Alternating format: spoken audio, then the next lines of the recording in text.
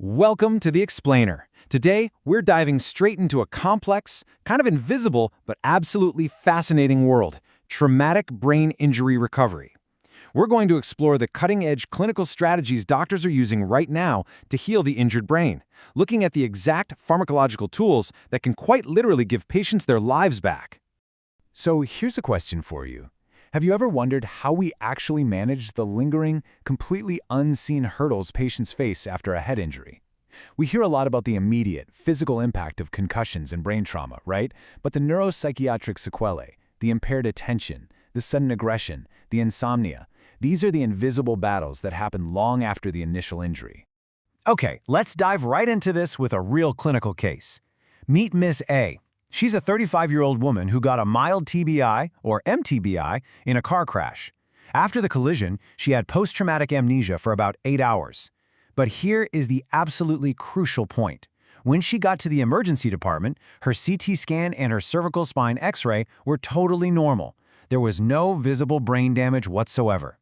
Now, initially, she was just sent home with some ibuprofen and muscle relaxers, expecting to bounce right back.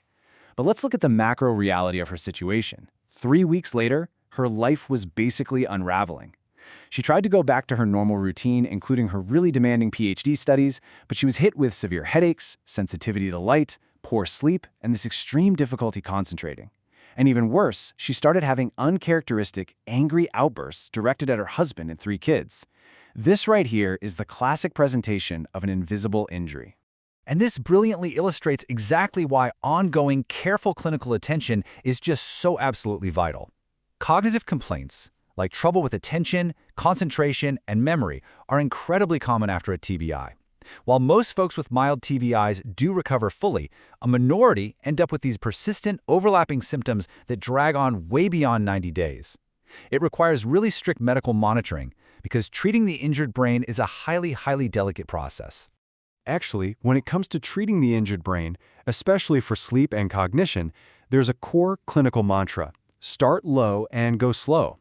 Finding the right medication is kind of like a giant puzzle. It requires immense caution and patience from both the doctor and the patient. You have to constantly weigh the benefits of a drug against its potential for causing even more cognitive impairment. So how does that philosophy actually translate into restoring focus? Well, there aren't any FDA-approved meds strictly for post-TBI attention issues. None. So clinicians rely on a tiered system of off-label options based on clinical evidence. Tier 1 features your first-line stimulants like methylphenidate and dextroamphetamine.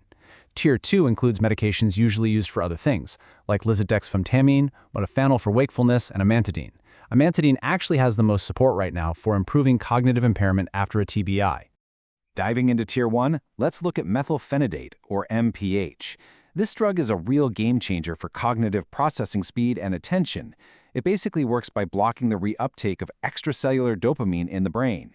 Essentially, it stimulates the cerebral cortex to fight off that severe, heavy mental fatigue you get with TBIs.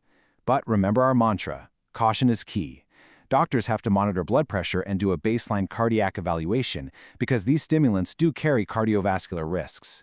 Pivoting back to Miss A for a second, even when she finally started getting 5 to 6 hours of sleep a night, her concentration was still just completely shattered.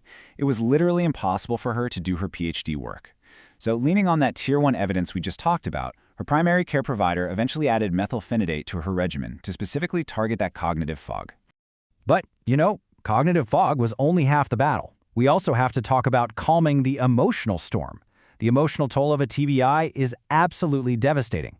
Remember, Miss A was dealing with these really uncharacteristic, frightening, angry outbursts at her family. Patients can develop a seriously short fuse, getting easily agitated or even verbally aggressive months or sometimes years after the original injury. So, how exactly do doctors treat this kind of impulsivity? Well, it depends on the timeline.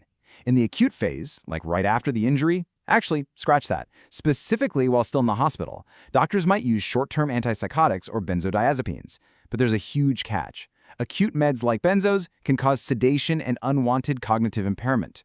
In the chronic phase, which is where Miss A was, doctors shift to medications like beta blockers, antidepressants, or amantadine to manage that long-term irritability without sedating the patient.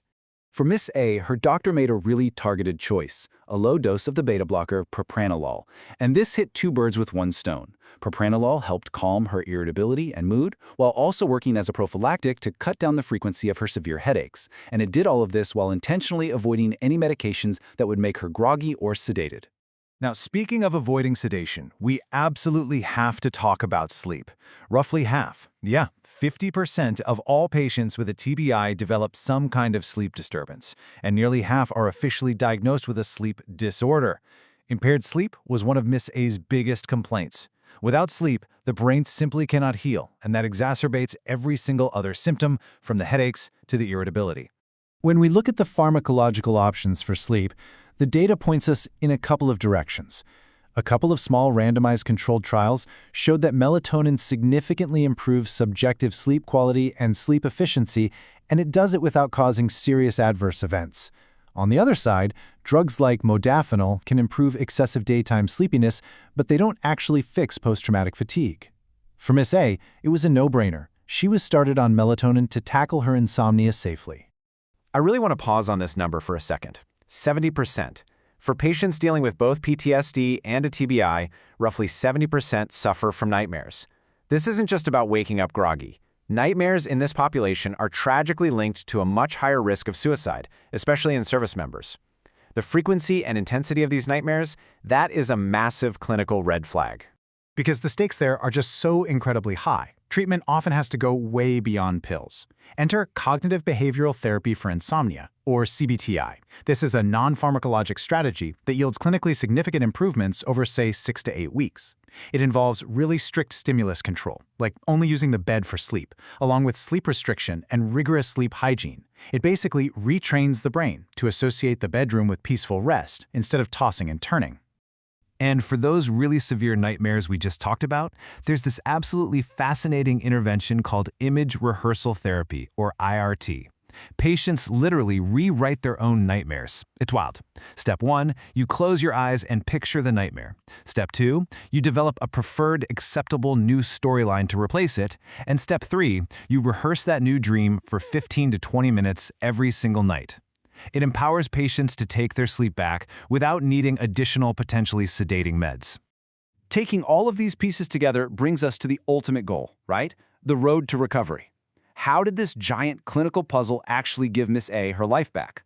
Well, it required taking a step back and treating the whole patient, not just playing whack-a-mole with isolated symptoms. Her doctor didn't just throw a bunch of pills at her. They used a truly holistic, multimodal approach. Physical rehabilitation was just as important as the pharmacology. She went to physical therapy for vestibular rehab to cure her vertigo. She used acupuncture for her neck pain. She took propranolol for the headaches and irritability, melatonin to get her sleep back on track, and MPH to finally regain her focus for her PhD. And you know what? The results completely speak for themselves. 1 year later, Miss A was virtually transformed. Thanks to this careful, structured plan, she was successfully weaned off both the methylphenidate and the propranolol. She went back to full function at work, at home, and in her studies. She only needed over-the-counter pain relievers for the occasional headache and was totally satisfied that she had fully recovered from her TBI.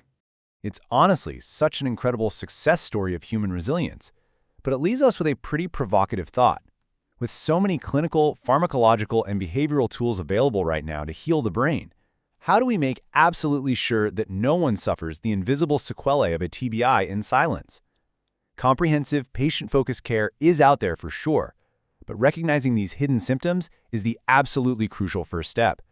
I really hope this explainer gave you a deeper appreciation for just how beautifully the brain can be guided back to health.